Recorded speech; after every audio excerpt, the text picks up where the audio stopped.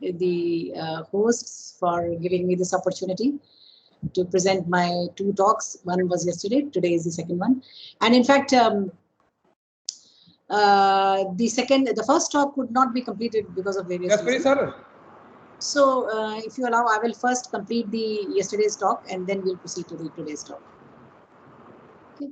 So let me just share my screen.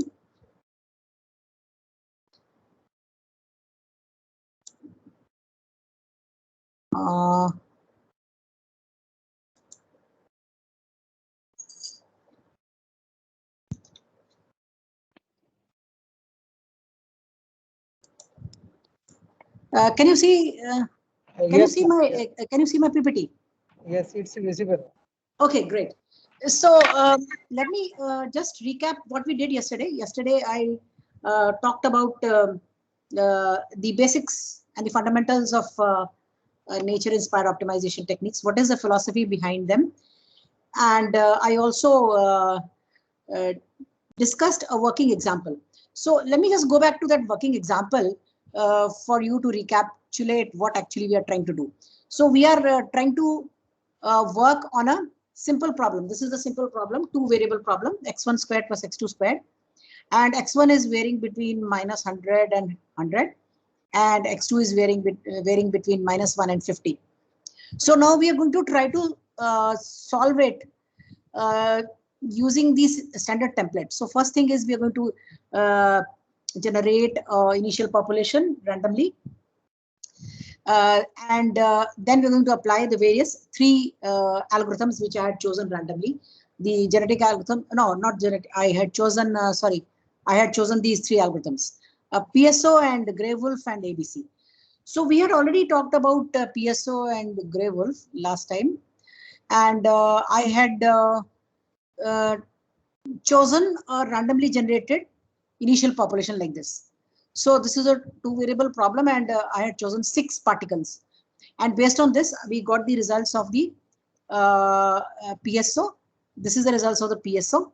And we found that from the first to the second iteration, we got an improvement of the GBEST. Then coming to the Grey Wolf, of course, I'll be talking about Grey Wolf in my second lecture. We found that after the first iteration and applying greedy search, there was no improvement in the second iteration for Grey Wolf. But not to worry, because this is just one of the characteristics. Because even if there is no improvement in one iteration, it doesn't mean that the algorithm is not good. It so happens that maybe in the next iteration, we might get something better. So we'll talk about this a little in detail. Okay. So after greedy selection, this is what we had. 0.012 was the alpha wolf. Then I was supposed to complete this ABC algorithm. And actually, as you know, that there is a separate talk on ABC.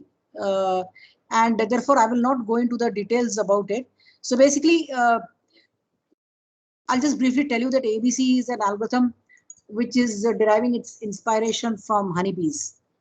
And quickly, I will share with you the results of this ABC algorithm. So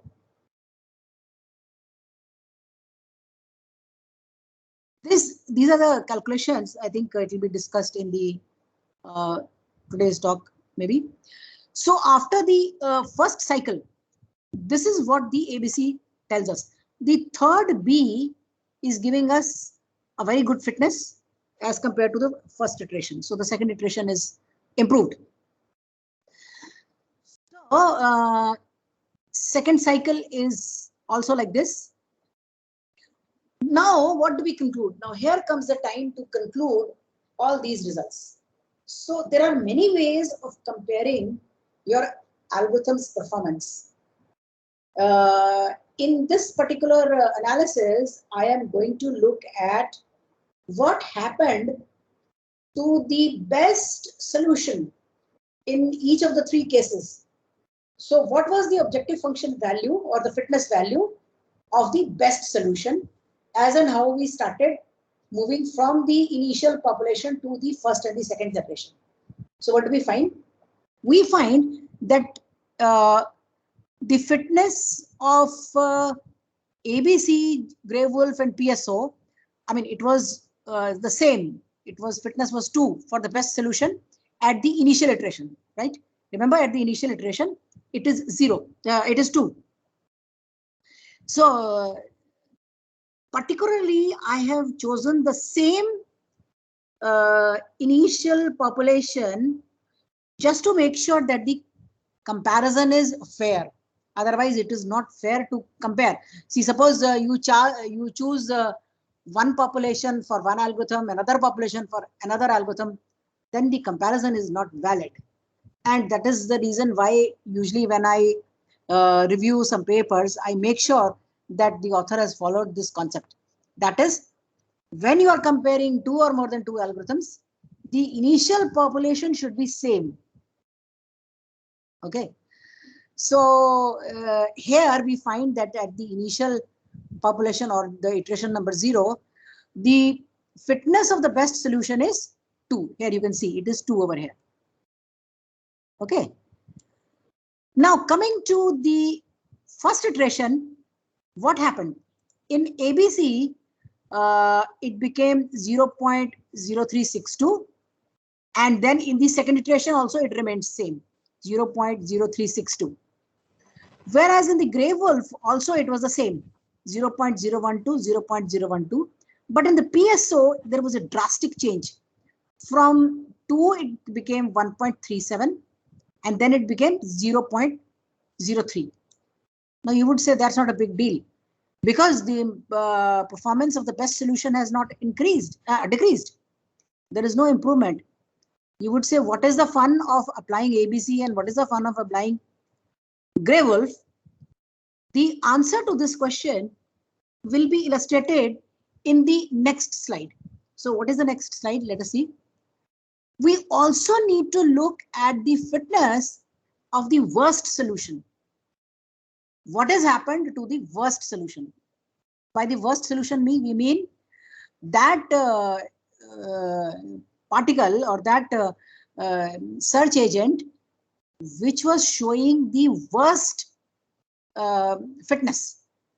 Because remember, I told you that in nature-inspired techniques, all the solutions, they are supposed to come closer and closer to each other during each iteration. Okay. So no matter what happened to the fitness of the best solution, it is also important to observe the behavior of the fitness of the worst solution. So this is what is illustrated here. And what do we find? In the ABC case, the fitness of the worst solution remained same at the first iteration, that is starting from 25. It still remained 25 in the first iteration. But in the second iteration, it took a drastic jump. So from 25, it became 3.162. Now that is very interesting. Now you would say that what is the use of moving from one iteration to another iteration if the worst solution is also same, and of course the best solution in ABC was C. In the best solution, ABC was drastically changed from 2 to 0.362, but the worst solution remained the same. But that is the characteristics of all nature-inspired techniques. Doesn't matter. Don't get worried about it. Look at the improvement in the second iteration. From the first to the second iteration, it has taken a drastic jump from 25 to 3.162. Similarly, coming to the Grey Wolf case, from 25, it has come to 8.04, and then it has jumped to 1.38. And from PSO, there is a jump from 25 to 9.54 and then 6.21. Of course, you must have observed that at the 0th iteration, the fitness of the worst solution is the same. Just as the fitness of the best solution was the same, exactly in the same way, the fitness of the worst solution is the same. This is telling us that the population is same.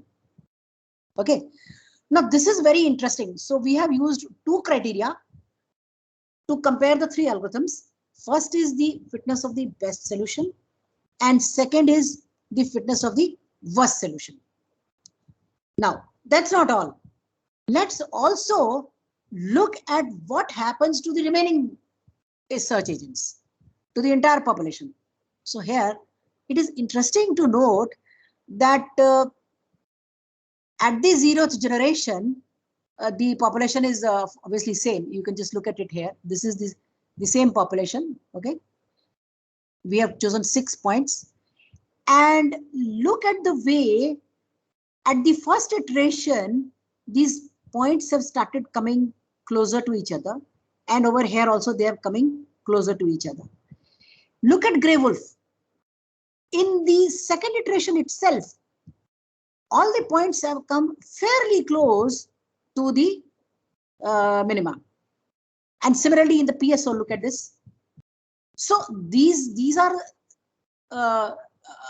sort of a observation of what is happening to all the search agents in the nature-inspired technique. So these three parameters that I have chosen, first is the fitness of the best solution, fitness of the worst solution, and the entire population. These are the three parameters I have chosen to illustrate the sort of behavior of the entire population as and how 2 iterations are proceed. Remember that these are just hand calculations, and 2 iterations are too less. We need to perform more and more iterations. And in fact, I told you yesterday about the stopping criteria. There are many ways in which you can make your algorithm stop. And until and unless the stopping criteria is satisfied, you need to make your nature-inspired technique run so that the correct convergence is attained. Now, if you also analyze these 3 parameters, or you can say the criteria for comparison, here we find that PSO is a winner because PSO is getting a very good change. Here we find which one is the winner? Grey Wolf is the winner. Okay. And here again we find Grey Wolf is the winner because it is becoming very close. Now, there are many aspects to this. It is not necessary that the Grey Wolf is good all the time, because this kind of a convergence may be a little dangerous for certain optimization problems, in the sense that the convergence might occur too soon. And that becomes very dangerous, because there could be a situation where that is what we called as the premature convergence. Premature convergence means the minima has not been attained, but all the solutions in the population, they have clustered to a non-optimal point. Forget the global minima, they have converged to the non-optimal point. So therefore, one has to be very cautious in the use of these algorithms to make sure that this convergence to the non-optimal solutions should also not happen. Now, these are just 3 criteria that I have chosen for the comparison. In fact, there are many other criteria in literature, particularly when people publish their research papers. Then they use these criteria for a comparison of their algorithms. The first one I want to mention is that here we have chosen just one population. Okay. Now you would say this one population is biased. Okay. But what happens is we need to use more than one population to obtain such results, because these are stochastic techniques, and we don't know, maybe in another population the results may vary.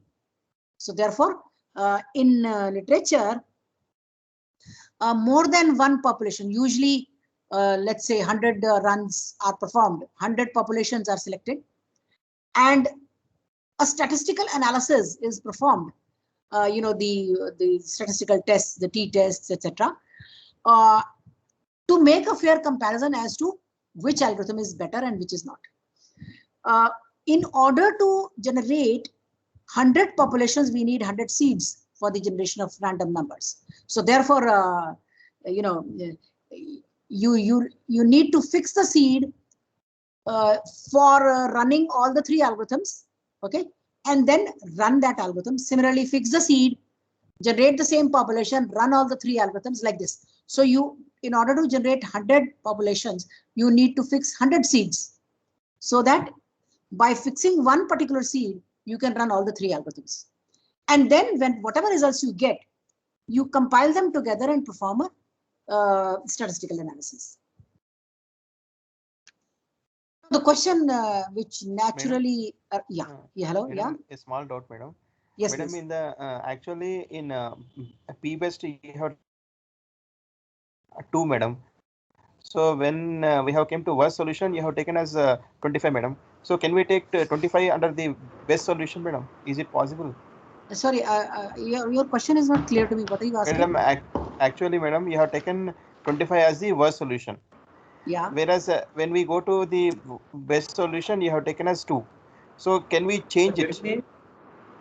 Change what? Can we change the number of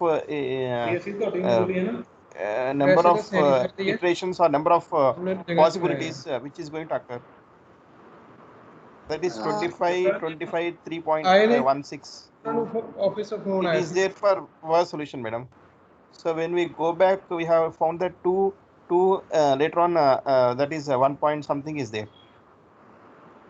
Electrical there is a little disturbance. Can somebody mute the? Can somebody mute this person? There is a disturbance. So no. What you are asking is not clear to me. Can you please repeat? Madam, See, yes, madam. Yes, madam. Proceed. Yeah, actually, in the best solution, you're talking about PSO, na? Yeah, yes, madam. Yes, madam. Yes, madam. In PSO, we got the best solution at the initial population as 2. Yes, madam. So instead of 2, can we take as 3 or 4 or something like no, this? No, we can't take. No. It is not question of take. It is a question of, see, please look at, can somebody mute this person? There is a lot of disturbance. Please, can you mute that person?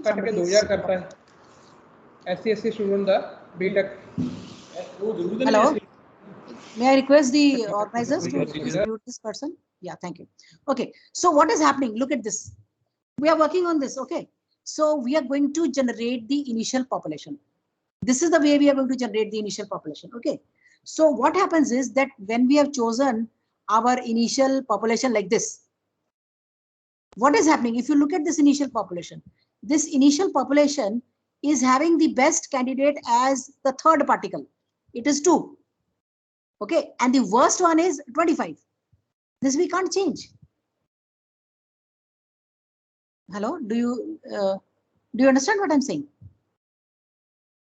Madam, yes, madam. I have understood, madam. So this we cannot change. This we cannot change. This is the initial population. Now when we go to the second iteration, I mean the next iteration, then in some cases 2 is as it is, in some cases 25 is as it is, but the others have changed. Okay, madam. Okay, I'm trying to analyze the behavior of the entire population. What is the effect of the various 3 algorithms that I have picked up on the behavior of all the particles? I'm looking at the worst, the best, and all of them. That is the reason why I have shown these criteria, these 3 criteria. If you look at these 3 criteria, I have shown this is the best solution. Okay, madam. For all the 3 algorithms, and this is the worst solution for all the 3 algorithms. Okay, we can't change. Apart from these 2 things, okay, apart from these 2 things, what are other parameters that will be there, madam? That is what I'm trying to tell. This is the 3rd way. This is the 3rd parameter. The 3rd parameter is observe how close they have come to each other. If you look at the second iteration, this one, what has happened in ABC? They are very far apart. See, all of them are very far apart. Look at Grey Wolf. They have come so close to each other. The scaling is the same. I have tried to keep the scaling same. And look at the PSO. Here also, they are quite far apart. The grey wolf has come quite close. However, this is not the end of the story because we have done only 2 iterations because we are doing hand calculations. When you're writing your code, when you're writing your computer code and you're running, let us say, more than, let's say, 50 iterations or 100 iterations, okay, then you will see the behavior in a different manner. It may change. It may change. It may be the same. It may change also. Okay, and usually what happens is that people they plot a convergence graph. What is a convergence graph? Convergence graph is something where on the x-axis we plot the iterations and on the y-axis we plot the objective function value or the fitness value of the best solution. This yes, one. Madam. Yes. This one. So usually you will find a convergence graph like this where on the x-axis we have the generations and on the y-axis we have the fitness. Okay. Fitness of the best solution. Okay, and that tells you the behavior of your algorithm. Apart from this, people also use box plots because you are performing some statistical inference in the sense that you are running the algorithms, let's say 100 times, and then looking at their behavior, what is happening. Okay, so these are some of the ways in which the comparisons are done. In fact, there are many other ways. For example, the comparison is done using dispersion of the various particles in the population. How far they are dispersed amongst each other. In fact, that is quite resembling to this particular criteria. So there are many ways of comparison, but as a beginner, I am just trying to illustrate that this is the way. These are the 3 ways in which I have used to illustrate my hand calculations, because I am not using computer. I am using hand calculation. The idea of this particular talk is to make you understand the basics. And until unless you don't do the hand calculations, you will not understand the basics. See, there is no point of just running a code. Okay, that any small child can also do. Any 10th class student, you give it to him. Okay, you run the PSO code. Here is the MATLAB code. Here is MATLAB. Click on the PSO toolbox, and that's it. You'll get the results. But what is happening inside? That should be very, very clear to a mature person like this particular audience. Okay. That is why I have chosen this. Okay, thank you so much. Okay. I hope I have. Thank you, madam. Yes, madam. Yes, madam. Thank you. Thank you. Okay, so now let's move on further. The question is, based on these 3 performance matrices, which one is the best? That's the question. I believe many of you must be thinking about this. After all, which one is the best? And the answer to this is the no free lunch theorem, which was proposed in the year 1997 by Woolpert and McCarty. These were 2 researchers. The theorem states the following, that there is no meta-heuristics best suited for solving all optimization problems of varied complexities. What does this mean? This means that the optimization problems in general have different kinds of complexities and different problems. For example, in the multimodal optimization problem, the complexity is of a different kind. And for unimodal problem, the complexity is of a different kind. For NP-hard optimization problems, the complexity is of a different kind. Similarly, the discrete optimization problems, the complexity is of a different kind. So all optimization problems cannot be considered to have the same kind of complexity. And therefore, you cannot find one single nature-inspired technique, meta-heuristic or nature-inspired technique, which will be best suited for all optimization problems of the same kind of complexities. They'll have different kind of complexity, and therefore different kind of optimization problems will require different kind of optimization algorithms. This scenario is similar to this particular fact. For example, you go to a doctor for a particular ailment, okay, he will give you different medicine depending upon your diagnosis. If you have a heart problem, he will give you different kind of medicines. If you have diabetics, he will give you different kind of medicines. If you have some other disease, brain tumor or something, he'll give you different kind of medicines.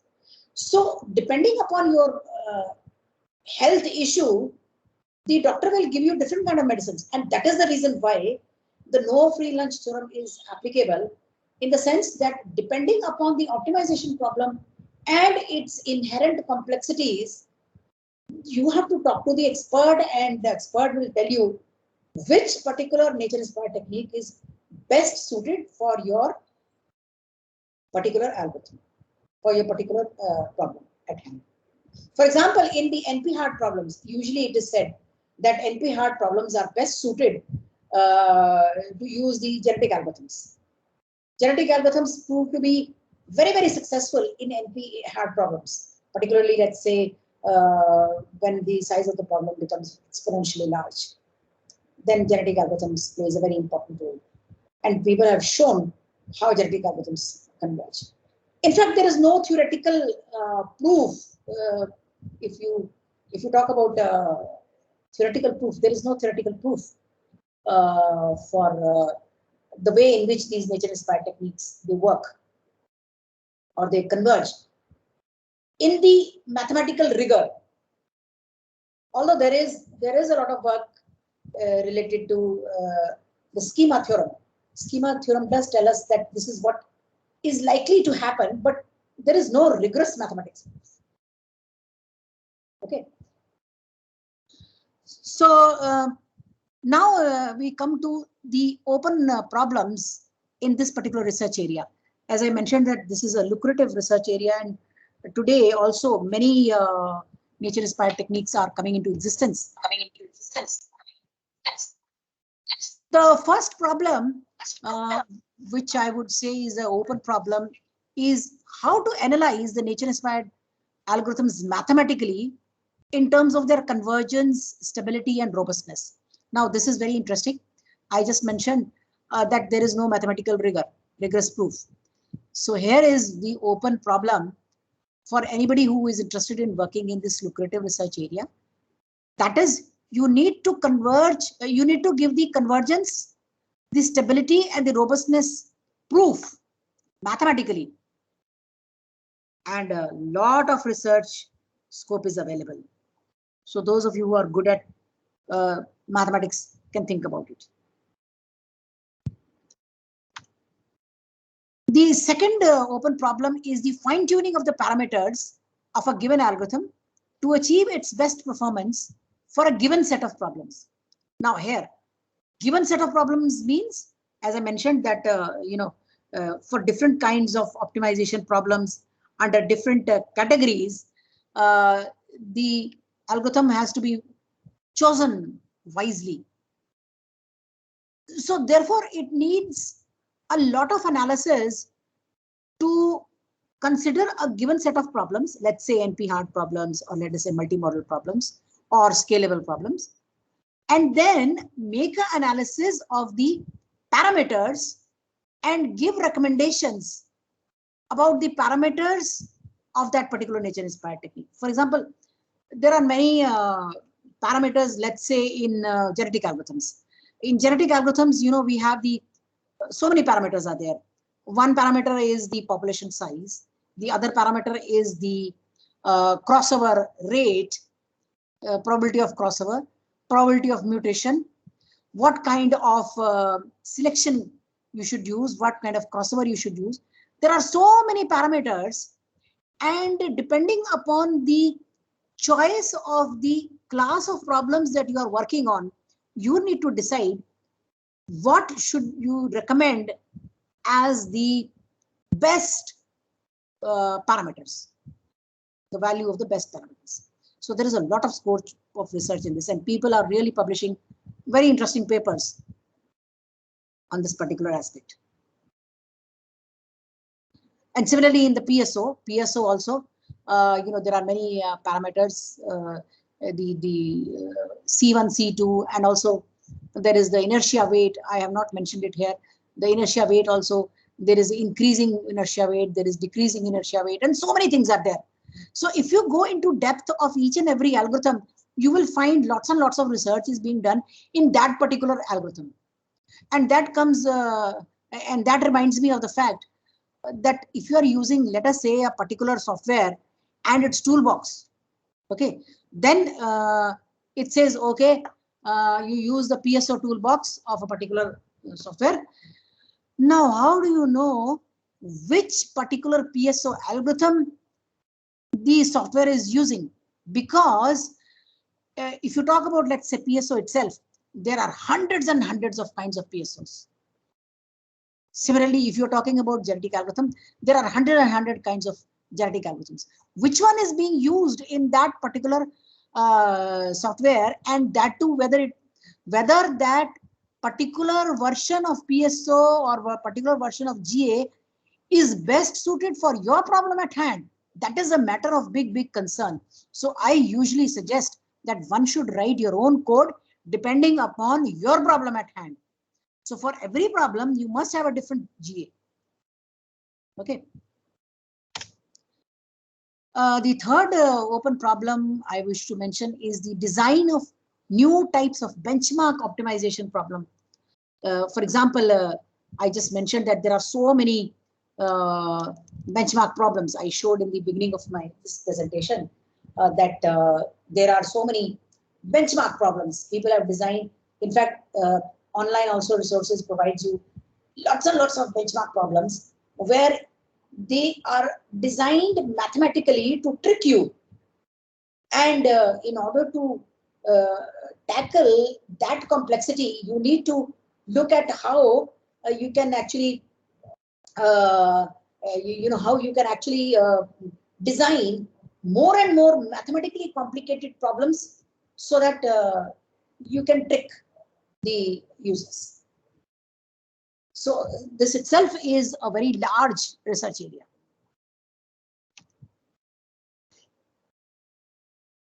Then comes the fourth problem, which is identify the most suitable performance matrices for a fair comparison of algorithms. Now, just as in my particular presentation, it was a very elementary type of presentation.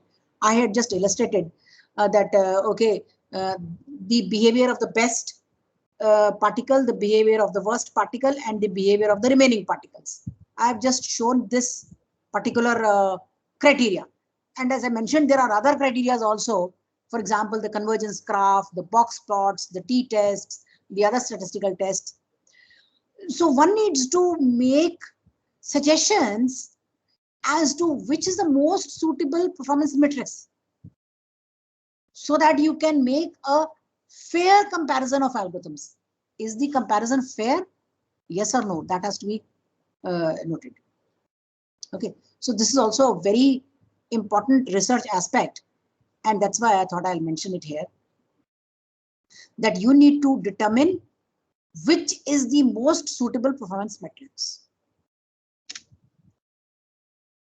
The fifth problem is very interesting. It says how to scale up the algorithms that work well for small scale problems so as to solve the truly large scale problems in the real world application efficiently. Now, this is a very important aspect. Remember that the size of the problem, it plays a very important role, which means that if you are solving a 2-variable problem, any algorithm will solve it, not an issue. Suppose you are supposed to solve a 1 lakh variable problem. Okay, you are supposed to solve a 1 lakh variable problem. Which algorithm is the best suited for it? That is a matter of big concern. Particularly when you are solving a real life problem. Let's say you want to design an airport. How to design an airport so that the landing time and the takeoff time of the aeroplanes is minimized, the waiting time is minimized, and also the passenger comfort is taken into account. Just think of this problem, design of an airport. design of an airport is a highly complex problem. There are hundreds and hundreds of variables involved, and there are hundreds and hundreds of objective functions also involved, because all the objective functions need to be minimized or maximized simultaneously. Of course, the constraints have also to be kept into mind. That is the funds availability, the region that is available to you for designing the airport. So many things are there. It is actually a real world optimization problem, which really needs to be modeled first properly. That's the first step, how to model it. And once the model is ready, how you can scale these trivial problems, like the one that I have chosen over here. It's a classroom problem, x1 squared plus x2 squared. Minimization. We know the answer is 0. It's a simple 2-variable problem. Okay. But how can you scale up this simple 2-variable problem into a 1 million variable problem? That scaling is an important aspect, particularly when you are solving a real life problem. So this is my earnest request to the young researchers who would like to build up their career in this research direction. As you know that this research area began about 20-30 years ago, and today also a lot of research is being done. But because of the complexities which I just now mentioned here in these open problems, I feel that a lot of scope of research is available, and people can write books, and people can develop their careers, research careers in this particular area. All right. Now I would like to briefly highlight the research work which we did at IIT Roorkee. These were my initial students who worked on genetic algorithms, and they are all well placed in various IITs and NITs. Then I moved on to particle swarm optimization, and here you will see that most of these students, they worked on particle swarm optimization and different kinds of aspects of particle swarm optimization, because that was a time when particle swarm had just begun. Recently, some of the students, they have shifted their interest from gravitational search, ABC, biogeographical based optimization, Harmony search, and SpiderMonkey, Antlion, and Grey Wolf. In fact, the Grey Wolf is probably the latest one that one of my students, Shubham Gupta, he worked on it. And if you look at my Google Scholar citation, you will find lots and lots of interesting papers. And in fact, in my second talk, I'll be talking more about this. Currently, these are my current students, and they are all working in different aspects, particularly in the application of these nature-inspired techniques. Okay, for example, in health, Preeti is working on the application of nature-inspired techniques in health. How we can use the machine learning algorithms, and with the help of the nature-inspired techniques, we can fine-tune them so that we can apply them to solve real-life problems in health. Okay, Yogesh Kumar is working on an interesting problem which is called the circle packing problem, where a given space is to be occupied by various circles of various different radii. This has a lot of applications, not only in, let's say, social distancing, as well as in, let's say, tree plantation and so on and so forth. So these are all challenging applications, because now I've shifted to the, application-oriented work. You would like to know the books. One of my book is in press. It's an introduction to the nature-inspired optimization techniques. There is another very interesting book by my very good friend Xinshi Yang. He's a professor in UK. This is a very interesting book, and in fact, I organized a workshop with him as one of the speakers. It was very, very interesting. But if you look at his website, you will see lots of his other pointers for you if you are interested. If you want to publish your paper, and if you want to do more research on this, you can look at these journals. Plenty of them are there, and these conferences. Again, there are so many of them. Finally, some announcements I wanted to make as far as this particular presentation is concerned.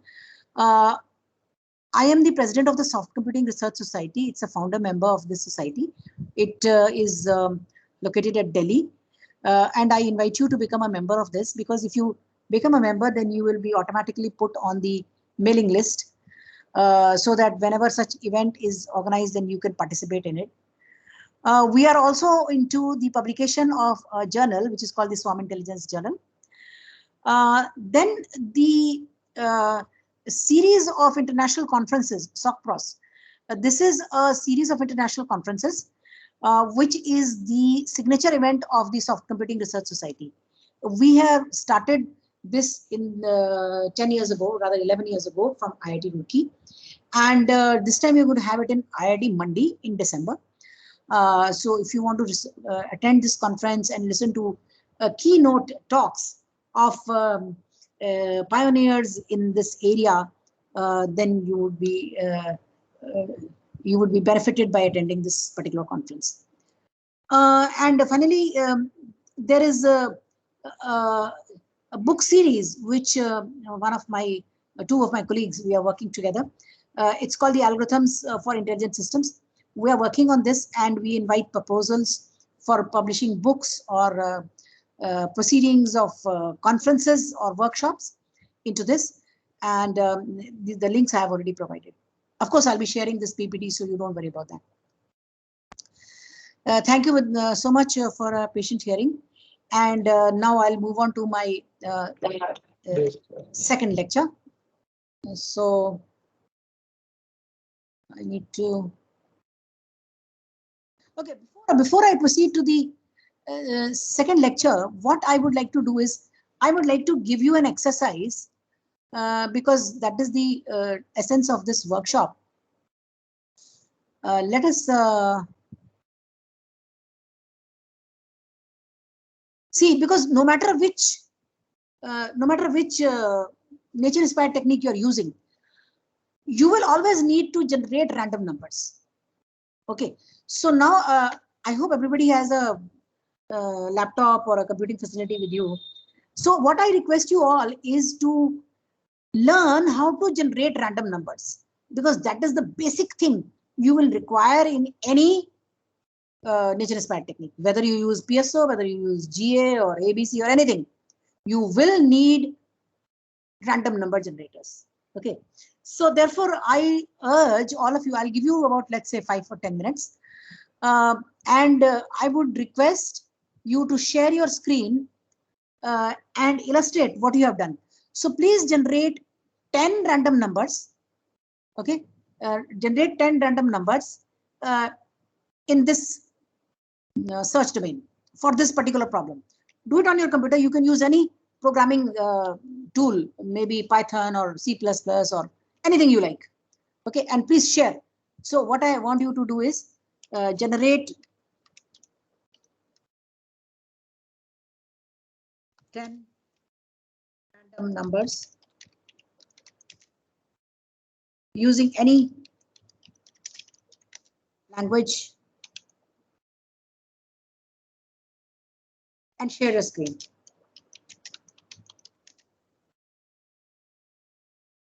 So this is an exercise. I want all of you to please do it. So I'm giving you 5 minutes. So it's 10:51 now. Okay, maybe I'll give you 10 minutes. So till 11 o'clock, you please do this and then share your screen. Then we'll move on to the second lecture. Okay. So I'm stopping my presentation. I'm stop sharing it. Okay. And you please share your screen. Are they allowed to share their screen? Is that possible? Hello, can the not exactly, ma'am. If whosoever is willing, we can allow him. Okay, that's great. So yes, whoever has prepared and who has done it in 10 minutes, they can raise their hand or they can put in the chat box and request the organizers to allow you to share your screen. Okay, so let me stop sharing. I'll stop sharing. Okay, and those who wish to share their screen. So 10 minutes only 10 minutes, up till 11 o'clock, please.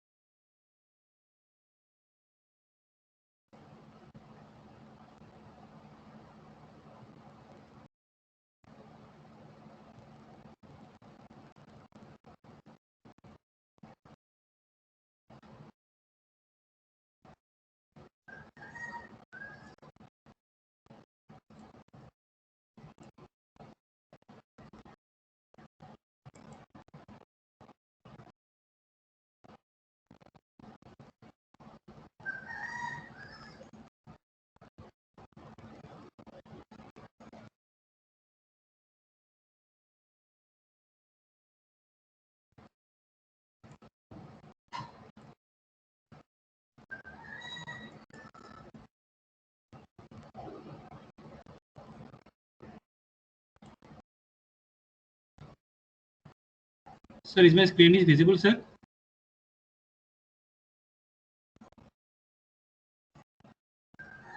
Yeah, that's right. Yeah, the screen is visible. Is it okay? Is it correct, madam? Yeah, we can see it. Yeah.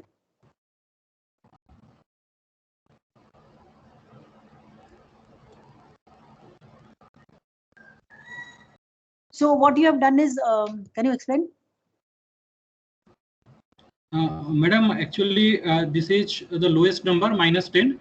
Then I generate a random number from of size 10, a vector of length 10 that is uniformly distributed between 0 to 1, and again I multiply the difference between 10 of the maximum and the minimum number.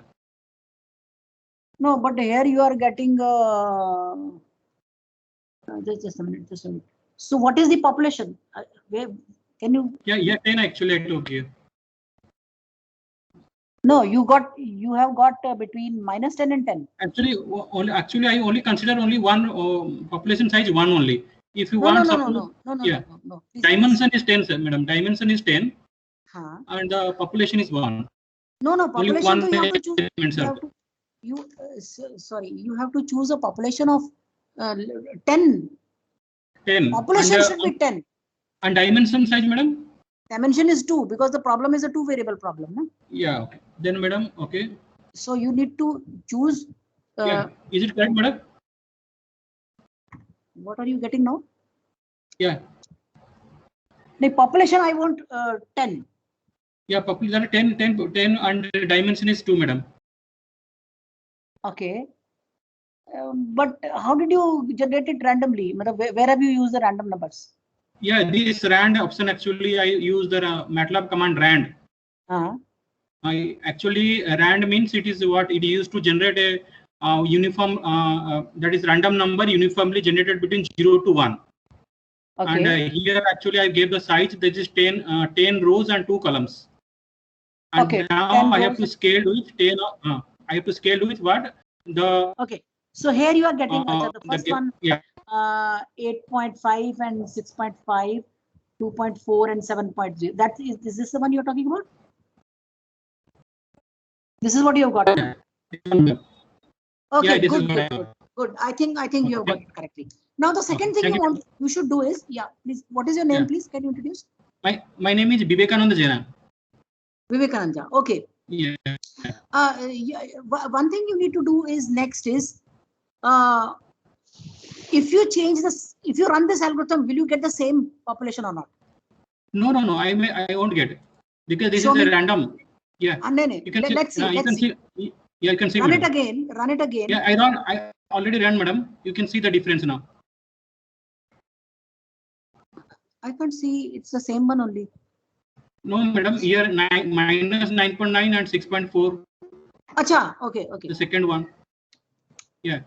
नहीं मेरे screen पे तो आ नहीं रहा एक ही आ रहा है 8.5 वाला ही every time I run actually gives some it gives some different value. You can see, madam. This is a third run. मेरे स्क्रीन में तो एक ही दिखा रहा है 8.5 and 6.5 पहला वाला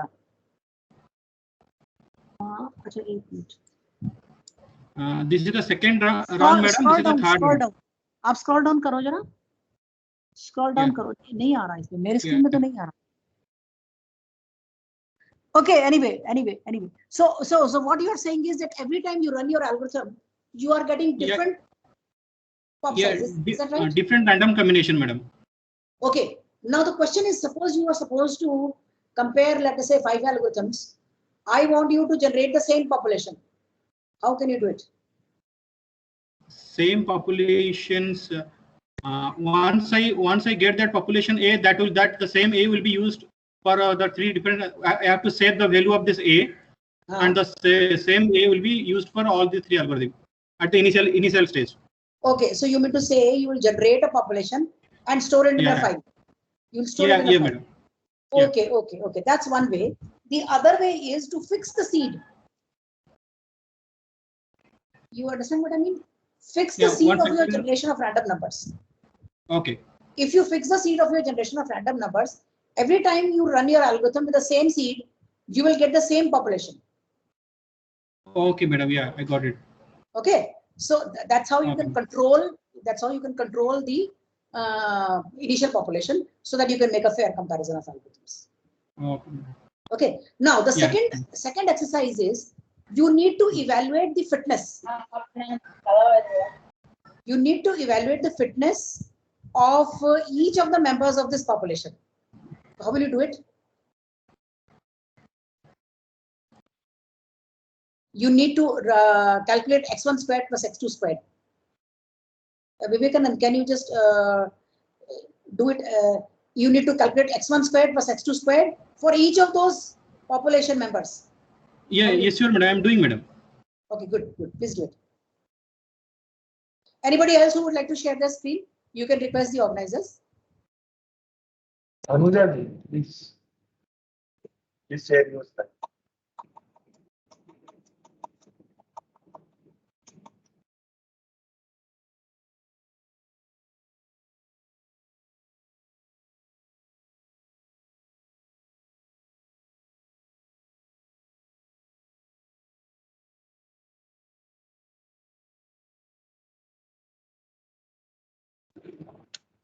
Anjan, hello.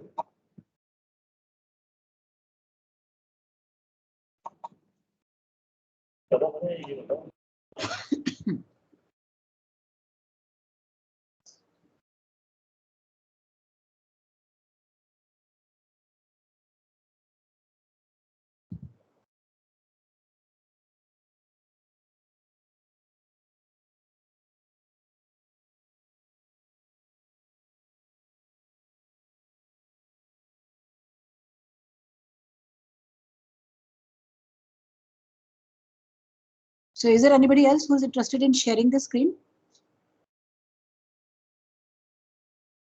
Or shall we move on further?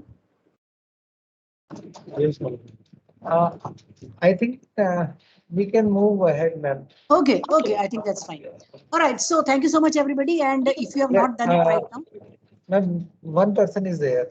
Please. Okay, please. Yeah, we can give him some time. 2 minutes. Mr. Sachin.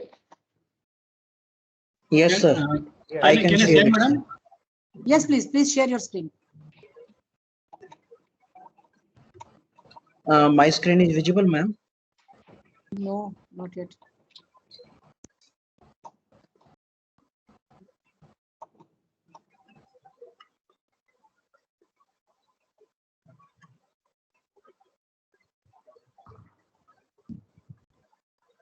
Is it visible now? Yeah. Thank you. Ma'am, Yeah. I have taken the lower bound and the upper bound, minus 100 to 100 and minus 50 to 50. Then I generated a random population. And I have designed a fitness function here only to calculate the sum and called it here and displayed the result. Okay, so can you just show the results? Can you just when I am running, it is showing the output here only. Okay. If you want to see, I can save it into any variable and show.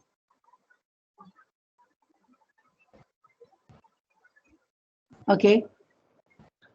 So again, the same question. What happens if you run the program again? Will you get the same? No, because I haven't set any seed, and even I haven't saved the population. If I run the population again and again, then it will give different results. Every time you run the code, you will get different results because your seed is not saved. Not set, yes, ma'am. Okay, so as I said, when you have to compare your algorithm, you need to save the seed, okay, so that every time you run the algorithm, you'll get the same population. These are called pseudo random numbers. Okay. Yes. And the other way is you just generate it and store it in a file. But then what will happen is that when you are going to read from the stored file, it will take a lot of time. Reading takes a lot of time, particularly when it's a large problem. Here the two variables is very small, but suppose there are thousands of variables, then the reading from the file will take a lot of time. So usually it is advisable to fix the seed, and every time you run the algorithm, you choose the seed that you want to use. Okay. Yes, ma'am. So good, very good work. What is your name, please? Sachin Minocha, ma'am. Okay, thank you so much. Thank you, Sachin. You have done good. Okay, so now let's proceed further. And those of you who have not done it right now, maybe I would request you to please, do complete it when you go back. All right, so this is my PPT. I need to close this just a minute. Can you see my second PPT, advancements in Gray-Wolf optimization algorithm?